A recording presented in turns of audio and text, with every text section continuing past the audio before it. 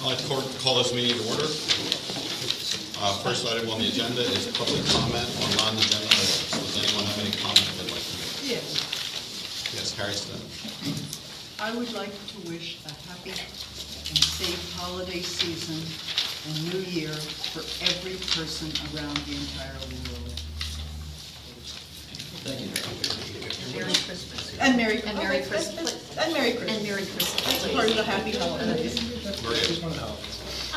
I was wondering, there's been a couple meetings where the front door situation has been addressed about it being locked.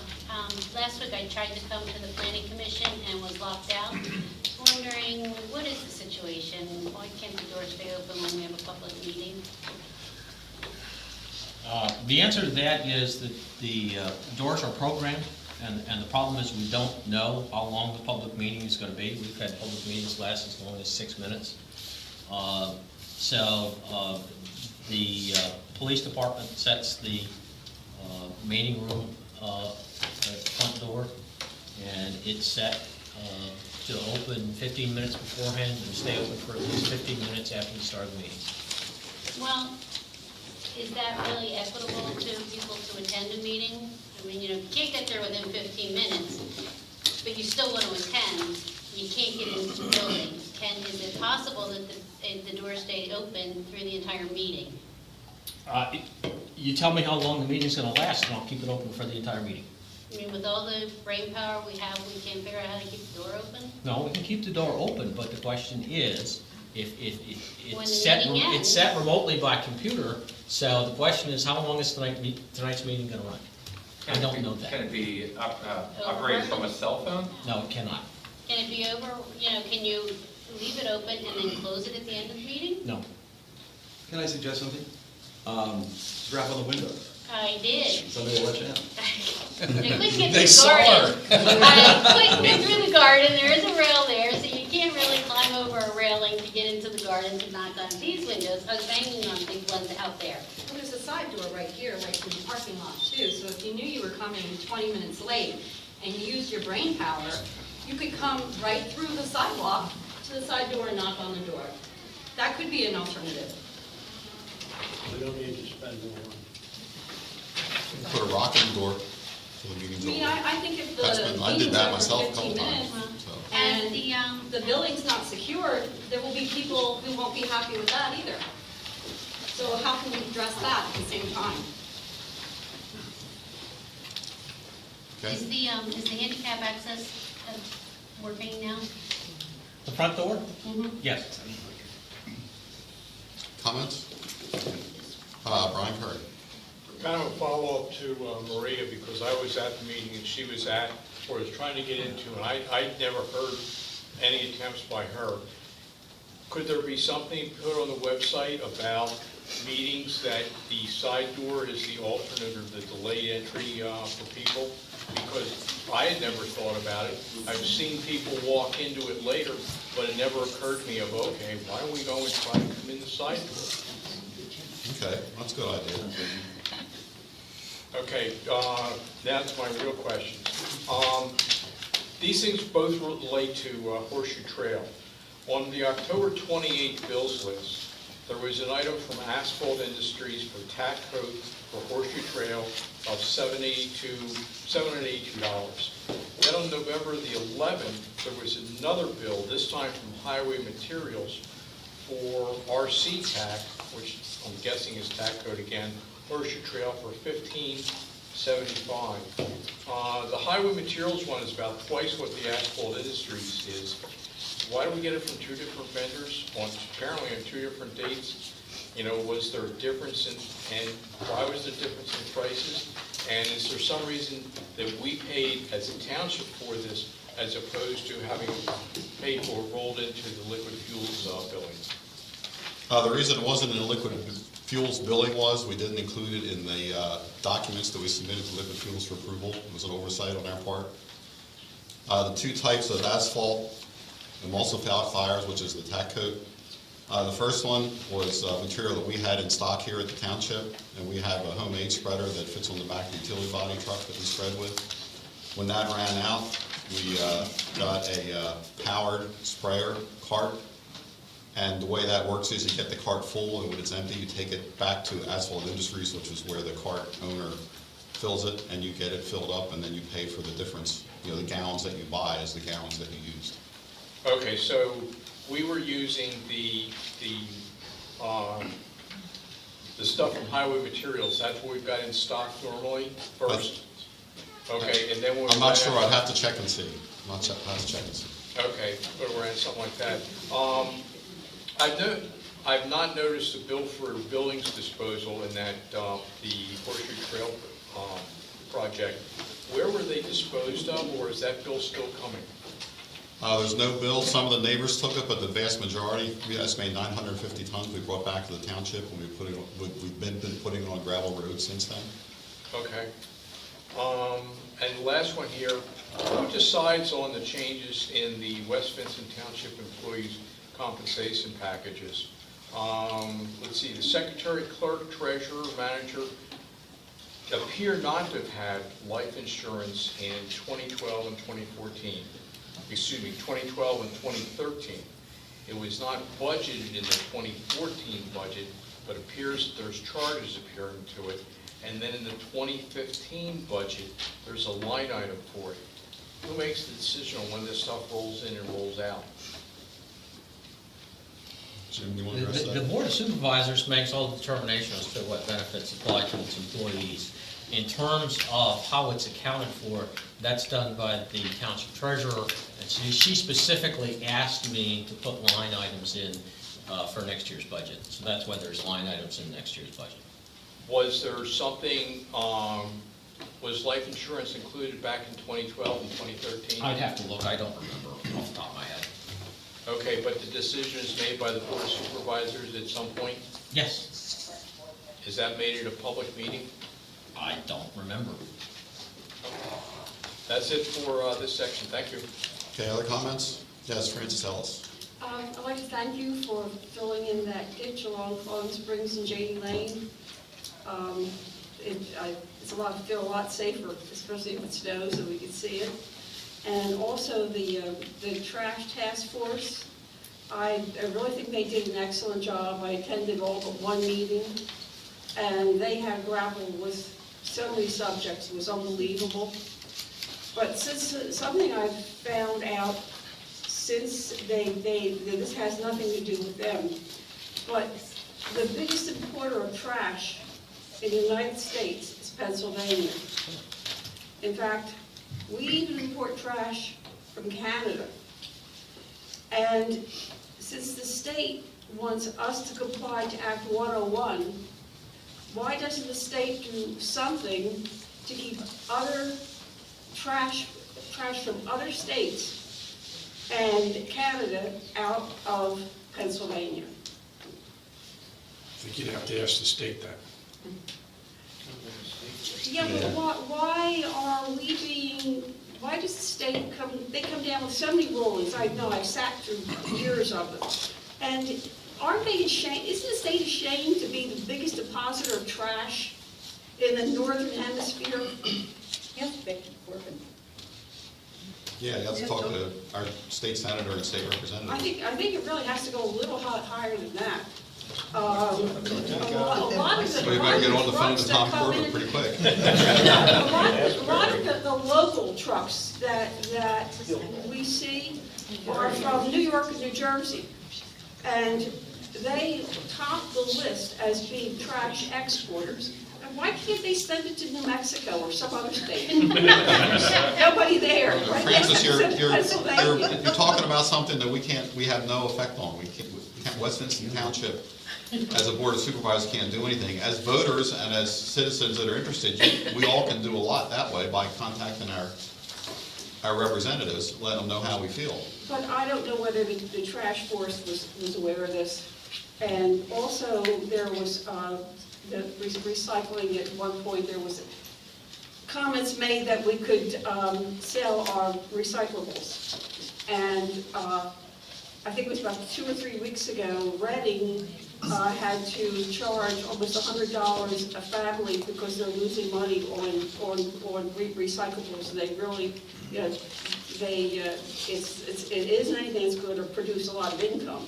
for the township. From a city as well managed as Reading is and as good a financial shape as they are, I'm not surprised that they are seeking money from their residents for trash. And you're assuming that whoever the trash hauler is, whether it's AJ Blazinski, Waste Management, or any of the others, they're not selling that. They probably are. And that's why your costs are as what they are and not higher. Yeah, but the things that are valuable, first of all, are paper and cardboard. There's a big demand for paper and cardboard. And at one time, there was a big demand for glass, but now that glass is put in with plastic, it doesn't market as well. In fact, New York State used to grind up glass and use it mix it with their asphalt to put on roads, the roads held up better. But now that it goes into even though they're on-site places that will separate the glass from the plastic, it still is odious. They don't, they just recycle whatever they tear up from the roads now instead of mixing it with glass. That's just a few points I wanted to make from maybe any who's here who was, I see one person, John Reeder, who was here, and he's a member of the Trash Force Task Force. But they really did, honestly, they did a good job, because it's a very difficult, West Vincent is very difficult because we have so many areas. We have rural areas, and we have areas that are very, very confined, and I can see where they have a problem with noise. So, but I think their decision was a wise one. Okay, well, thanks for the comment on the improvements to Flowing Springs Road. Mrs. Miller? Well, I would like to suggest, and this may help you feel more empowered, Francis, is maybe you could gather some people and start a letter writing campaign to the state about that, because maybe not enough people have voiced their concern, and I think you seem very passionate about it, and that would be a great place to start. And I think I would have to go higher than Becky. I think maybe the governor would like a letter or two. Yeah, I mean, maybe even. Have chicken man. Chicken man. Okay. Any other comments? Okay, Brian? Oh, I'm sorry. Sir. Yeah, just curious about the part of St. Matthews Road where it hits Chester Springs Road, and it's gravel, and then it turns into asphalt. Yes. I don't really know the backstory on what's going to happen to it, because it was just taken down a notch, like it was spread out or something. So does anybody know what's planned for that? Is it going to be new gravel on there? Is it going to be asphalt? What's the plan for it? We graded it, we're letting it settle, we're going to put some recycled asphalt on top of it to bring it back up to the level of the pavement when the new stuff we put on gets settled in. So it'll be hard, like road? It won't be paved, it'll be gravel still though. Okay, it'll be gravel. Yep. Okay. Is there a plan to make it just like the other asphalt part that was done further down the road? Yeah, there's been, I know that John and David asked me for a 5-year plan. From my perspective as roadmaster, one of the roads was to pave that portion of St. Matthews Road. But there's no stipulation by the state that they have to be able to approve this because it's a state road, or no? No, St. Matthews Road, the gravel part is not a state road. It's not, okay. No, it's township from 401 up the hill. Oh, good to know, thanks. Yep. Oh, can I have your name, please, for the record? Jamie Farnham? Okay, Brian? Maybe even simpler than putting it on the website, and it would also compensate. What are we putting on the website? About a notice about using the back door. Okay. Is the evenings when there's a meeting, if there was a small, little tiny sign put on the front door on the night of the meeting saying, if locked, use back door, and maybe a little map of, where it is in the, in this building, in case somebody isn't really familiar with it. Okay. Is that all, Brian? That's it. Okay, Artie. Janie Lane, where it comes out on Bertramville Road. Yeah. I was down, that thing just happened to hit it the other night. You want to take that gravel off the road there? Or? Well, the problem is the pipe under Bertrand Road is not adequate to take the drainage. And because of some new construction on the hill on toward Bertrandville from Bertrandville Road, there needs to be some drainage, some pipes and inlets put in there. Problem is we can't drain it into the existing PennDOT pipe. So we proposed to PennDOT that we put our own pipe crossing Bertrand Road, and we've met with PennDOT officials out there, and where are we, Jim? They've given us the okay, but nothing in writing yet. That's correct. And we're working on trying to get that in writing. Okay, thank you. Okay. Okay. Other comments? Next item is to approve the minutes of December 8th, 2014. Move to be approved. Second. Any comments? All in favor? Aye. Okay, Jim, manager's report and treasurer's report. Just a couple things to note. One is that the township offices will be closed this coming Wednesday and Thursday. We will be open on Friday. Township offices will also be closed on January 1st for the New Year's holiday. In terms of the treasurer's report, this is for the month ended November 30th, 2014. Revenues, earned income tax, $165,197.72. Real estate taxes of $17,513.78. Transfer taxes of $38,723.03. Open space taxes of $80,020.99. Other $480.89, for a grand total of $386,936.41. Bills lists were authorized on November 10th in the amount of $782,335.91, and on November 24th in the amount of $68,682.90, for a total of $851,019.81. Payroll was $92,771.73. There were no payments on any debt.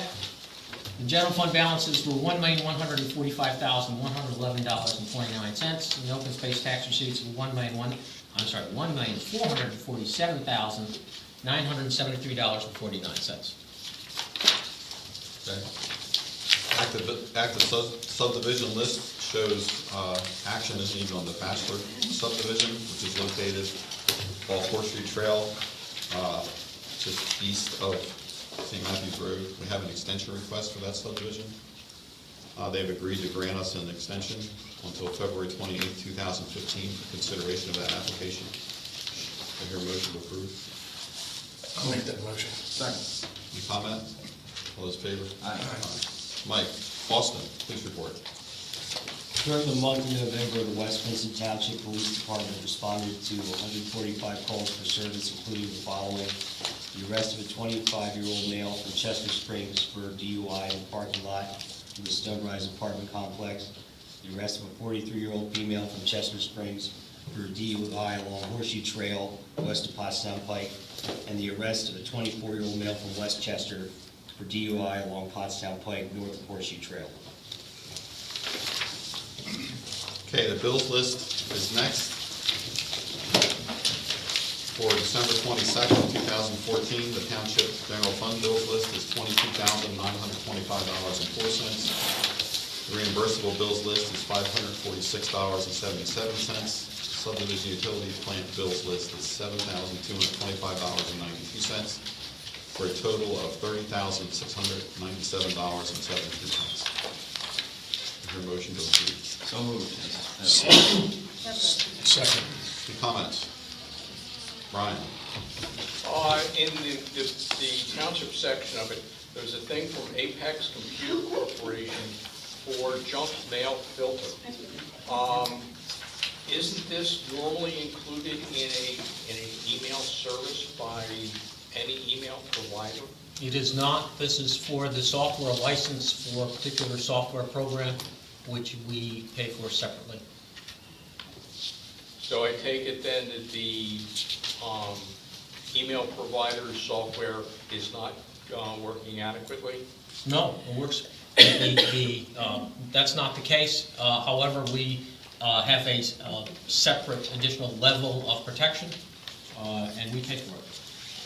Okay. There's a bill from Francis Hall Insurance Risk Management, and it shows up as 2015 Treasurer's Bond. Is this that we're paying for a bond that's not yet been set at the 2015 reorg meeting? I don't know. I guess Right. so. Yeah, it has to, we got the bill for it, we will hold it. If the board approves it tonight, we will hold it, and after the board approves it at the reorganization meeting, we will pay it. Okay. And under the utilities section, there's a thing from M&S Service Company, this is Weatherstone, I guess, recouple motor for pump shaft. what pump was being recoupled and why? This was pumped at the pumping station at the lagoon, which is on Fellowship Road, and there were problems with that pump, and they had to uncouple it and then recouple it in order to deal with the problems with the pump. Okay, thank you. Okay, other questions about the bills list? Motion, oh, I'm sorry, George. The supplies for township volunteer luncheon, what is that? Sandwiches. Well, I figured that, but when was that? It was December 15th. It was for the staff and volunteers. We've been doing it every year for as long as I can remember, which is about, I think, around 20 years. So who are the volunteers? Volunteers would be the people who would volunteer for particular committees. Serve one. Okay, George? Any other questions? Motion's been made and seconded, all those in favor? Aye. We have a request to use the meeting room on January 27th from the Lover's Corner Riding and Driving Club. Do I hear a motion? So moved. Second. Any comment? It's okay, Tanya? All those in favor? Aye. We have a request to use the meeting room on January 28th and February 10th for Weathersville Estates Community Association. It'll be just one of the dates mentioned in case there's a snow day on January 28th. Hear a motion to approve? So moved. Second. Any comment? All those in favor? Aye. Under old business, West Vincent Township budget. Do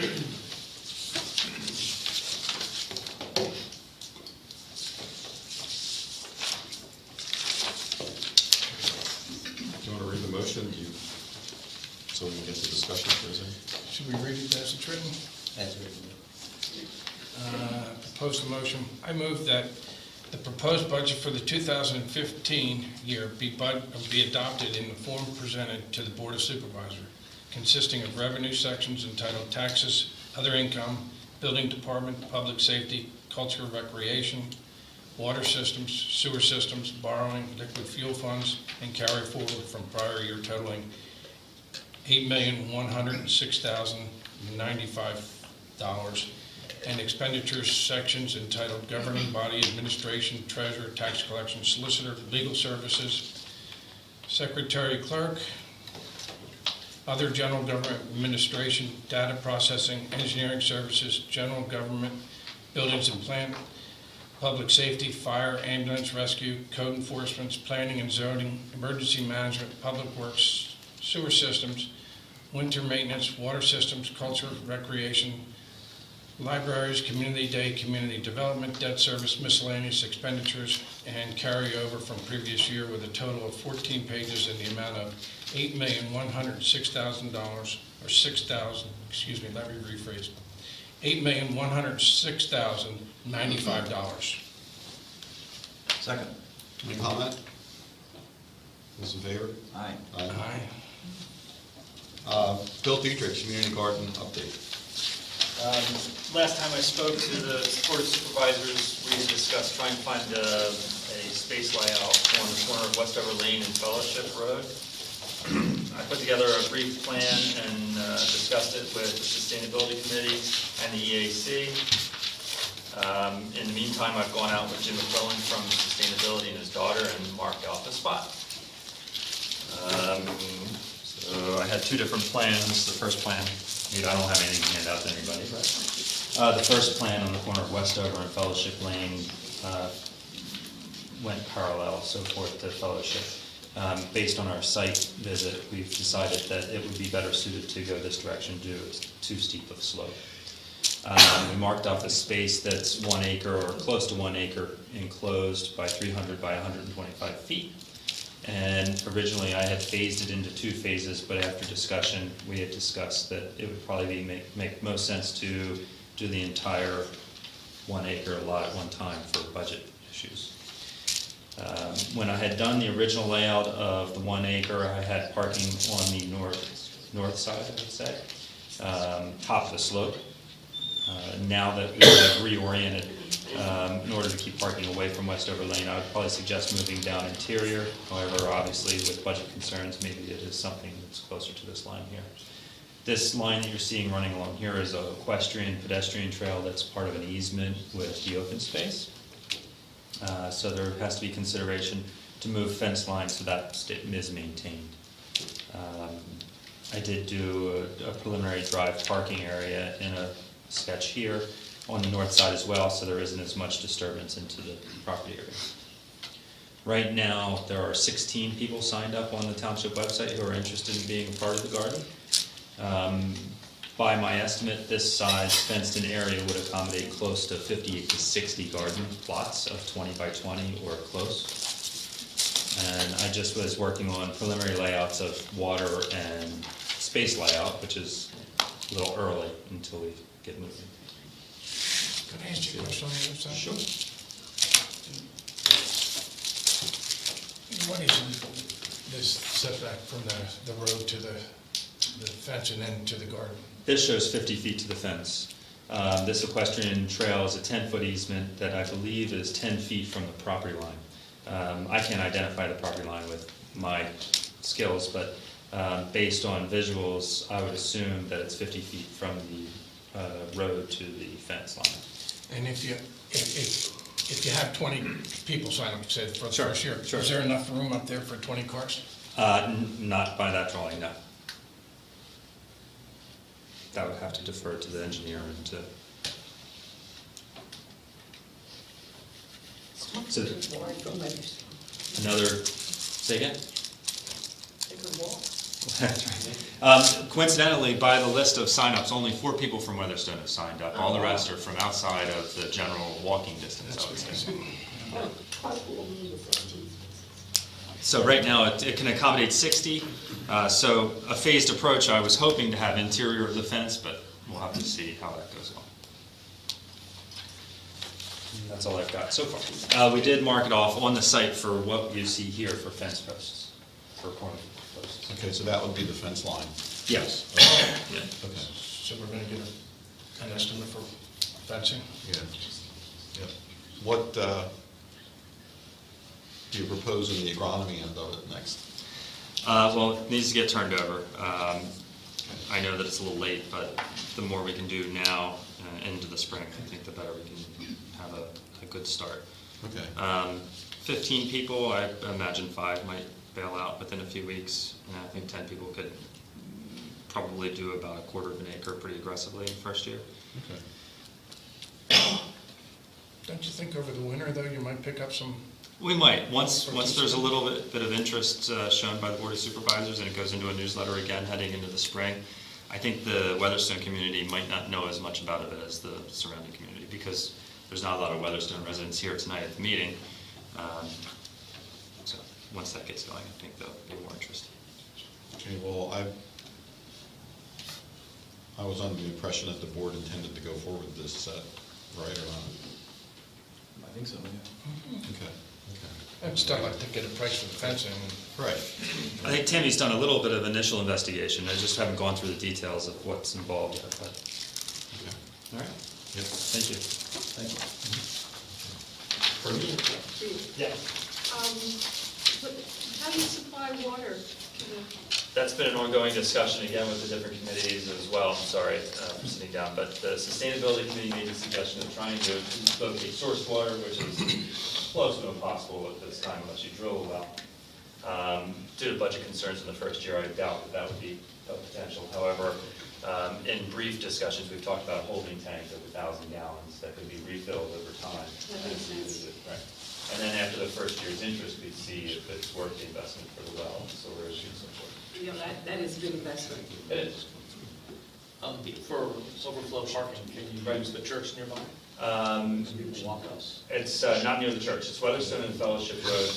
If you take Fellowship Road past the back entrance or Linden House. Westover, I'm sorry. Okay. Overflow parking could happen on the street in Weatherstone. Also, there's a lot of grass areas, so if it's not something that's made as a gravel entrance area that's more formalized, I'm sure parking on the grass would be just fine. Good, it's big space. Yep. Okay.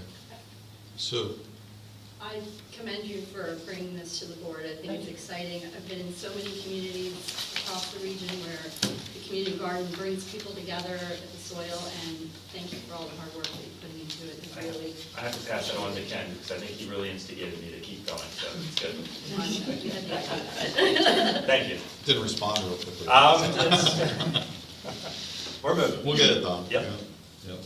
Okay, any other questions for Bill while he's here? Yes, how much does it cost for a plot per year for the user? Again, there's a few examples in the local area. There are a few CSAs and a few community gardens that charge $25 to $50 per plot. Most of them are 25 or 35. In the discussion here with the township, if it's township residents only, there was a discussion that it would be open. I made the suggestion that there would be a charge just for discipline's sake, so people didn't just sign up and not take care of their space. Now, would that $25 times 50 cover the cost of operating this? It does not. It would probably be half to 5/8 per student. And why wouldn't you charge the amount that it actually costs to operate? Oh, we could do that in the future. Well, obviously, in development, it would not cover it because there's... Well, of course, yeah, but I mean, based on the number of plots you have, Sure. if it could cover the cost. And that is one of the things that we talked about with sustainability. At first, it would be a detriment to encouraging the people to start, but that's something that we could work towards. The space available is, if 60 people are paying $50 each, then it would sustain it. I would imagine, my first guess, about $3,000 a year in expenses. Okay, but you're thinking that $50 is too much to pay At first. Why at first? What changes? I don't know. I just think that to encourage the start of it would be, well, only 15 people have signed up so far. So I think that, you know, if we kept it minimal and see what the interest is. But Well, I mean, if only 15 people sign up, it doesn't sound like it's something that people want.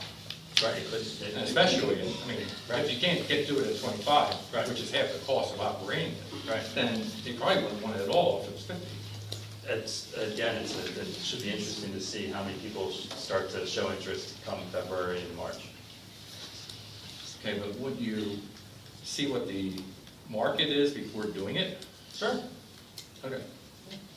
So you won't do it until Well, after you find that you it's a can't cover minimal the cost? expense for the Township Board of Supervisors, I believe, to create an environment for 60 people to come together versus a soccer field, which charges $25, I believe, to rent for a soccer game. And that doesn't cover the cost for the Oh, soccer field? nowhere near. Right, no, I agree. So- I'm 100% behind you on that one. So as far as parks and recreation expense, I think it's one of the most minimal costs. Yes, but we have 1,000 of them. Right. That's where the problem comes in. It would be a good idea for all government Right. to base need Right. and what people are willing to pay for it. Sure. You know, if it's free, everybody wants it. Right. But Mike, No, I agree. there's a retail philosophy that says price it low to generate the market. Well, if you price it too high and they don't show up, you'll always wonder why.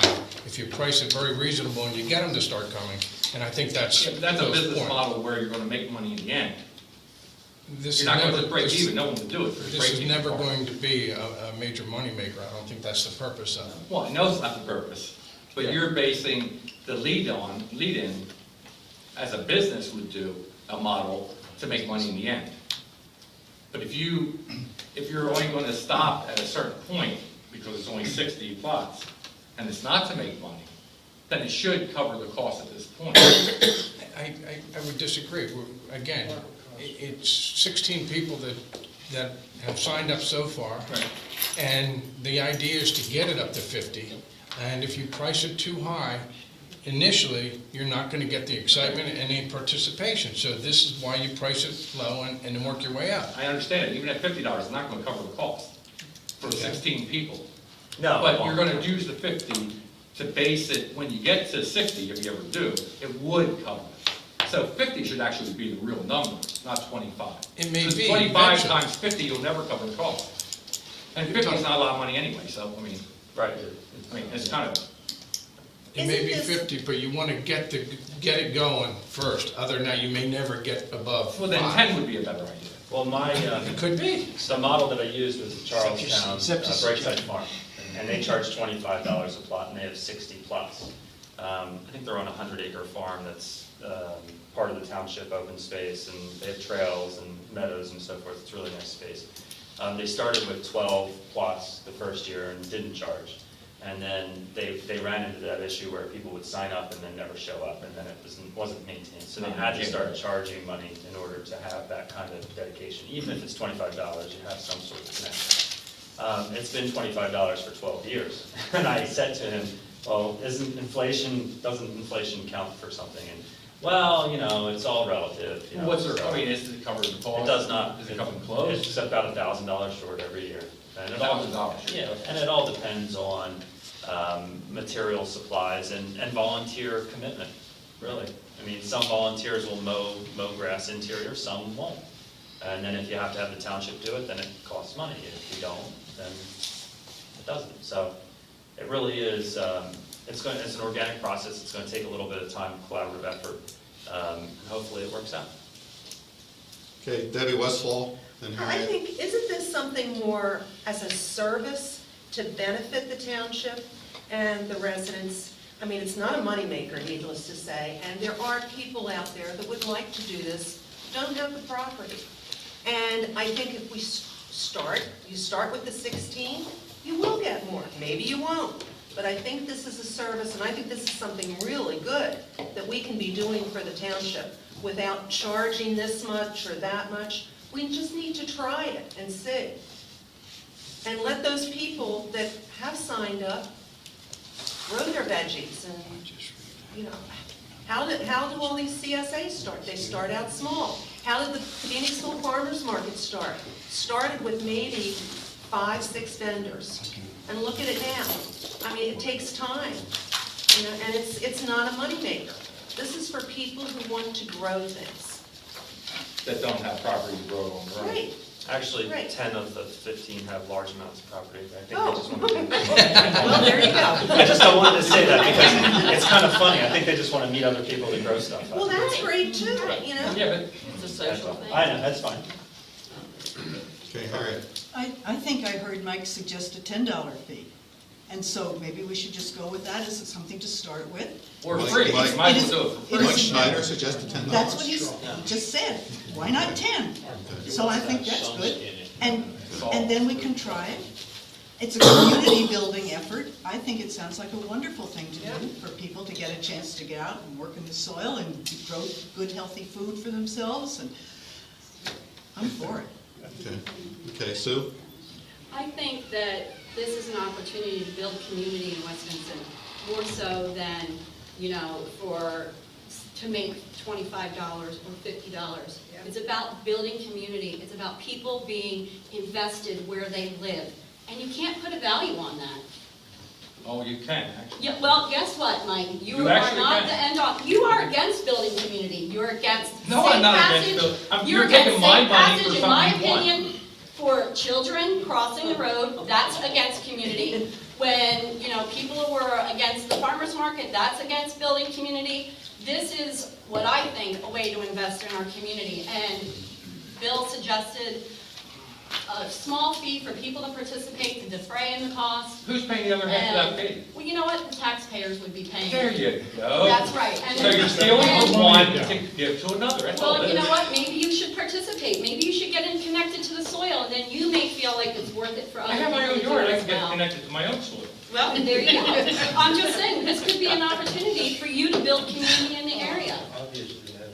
You know, just for, And you know, wait a second. I would also love for Barry to turn his chicken man camera off of me for a while.